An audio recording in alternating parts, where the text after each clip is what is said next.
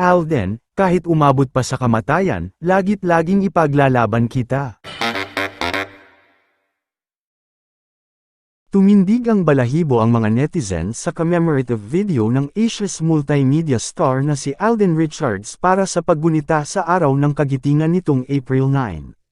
Pinuri nila ang kapuso actor at TV host dahil sa galing ng pagkakalahad nito sa mensaheng nakapaloob sa tribute video na inilabas ng produksyon ng GMA7 historical drama series na Pulang Araw sa social. Mapapanood sa video si Alden bilang si Eduardo de la Cruz Smith, karakter niya sa Pulang Araw, na tumutula hinggil sa pagmamahal at pagsasakripisyo ng mga Pilipino para sa bansa mula pa noong World War II hanggang sa kasalukuyang. Nakasuot ng khaki jacket ang binata habang makikita sa background ang ilang mga eksena sa kasaysayan ng Pilipinas at ang mga kinakaharap na hamon ng mga Pinoy sa kasalukuyang panahon.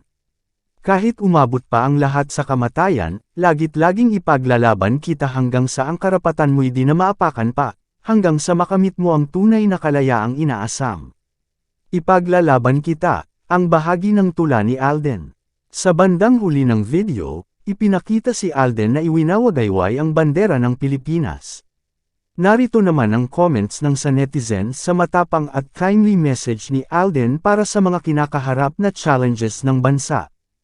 OMG! Ang galing! Giving me chills. Ang husay ng kung sino ang nakaisip at nakabuo nito. Magandang panimulang marketing strategy for the biggest drama this year. Maganda lalo to sa mga student tulad ng mga pamangkin ko. Historical papanoorin ng mga high school students.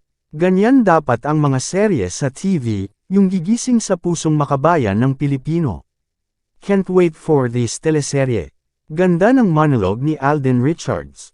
Ganda ng speaking voice mo Alden. Bagay sa iyo ang narration.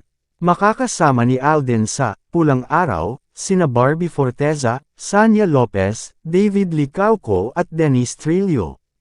Nasa cast din sina Ashley Ortega, Angelo De Leon, Epi Quizon, Mikoy Morales at Aidan Coveneracion. Mr. Kasag pa subscribe for more videos.